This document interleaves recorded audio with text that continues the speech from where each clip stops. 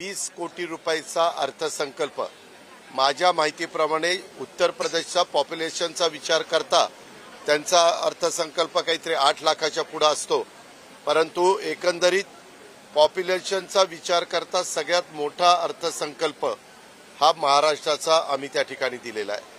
आम्ही मागच्या वेळेस जो अर्थसंकल्प दिलेला होता त्यावेळेस आमच्यावर टीका झाली।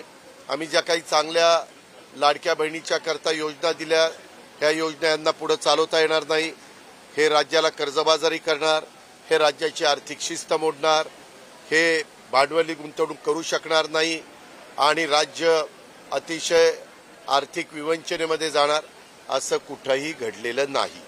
उलट ह्या वेळेचा अर्थसंकल्प देत असताना आम्ही रस्ते असेल, त्याच्यामध्ये मेट्रो असेल, रेल्वे असेल, विमानतळ असतील, बंदरं असतील, ह्या सगळ्या गोष्टीला आम्ही महत्त्व दिलं आणि तुम्ही बघितलं तर सर्व घटकाला सामावून घेऊन आम्ही हा अर्थसंकल्प देण्याचा प्रयत्न केला आहे।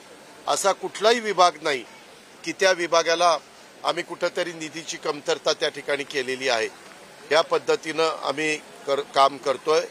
ज्या प्रकारे सुरुवातीला राज्याच्या मुख्यमंत्र्यांनी सांगितलं, महाराष्ट्र आता थांबणार नाही, विकास आता लांबणार नाही, अशा पद्धतीचा हा अर्थसंकल्प आहे।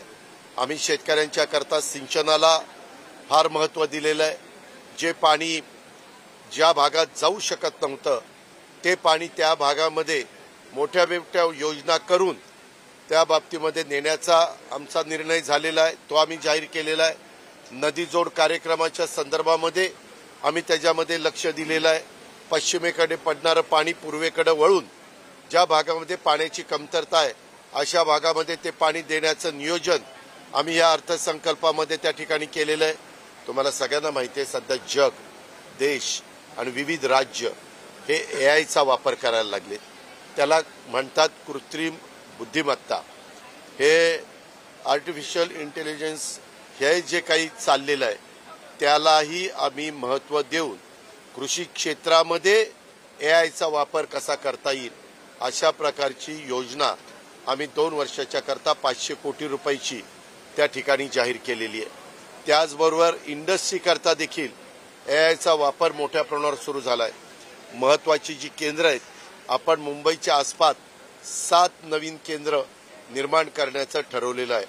ह्या सगळ्या गोष्टी करत असताना मुंबई ही देशाची आर्थिक राजधानी आहे आणि त्याच्यामुळे महाराष्ट्रामध्ये रोजगार पण वाढला पाहिजे आणि त्याचबरोबर उद्योगधंद्यांनी गुंतवणूक पण केली पाहिजे।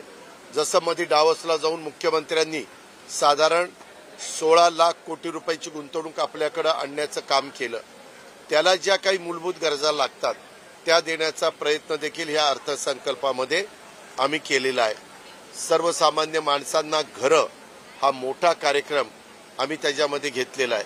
ग्रामीण भागामध्ये आम्ही 20 लाख घरं आणि शहरी भागातल्या लोकांच्या करता 5 लाख घरं अशी 25 लाख घरं आणि त्याच्यामध्ये ग्रामीण आणि शहरी भागाच्या करता 23,100 कोटी रुपयाची तरतूद ही ह्या अर्थसंकल्पामध्ये केलेली आहे।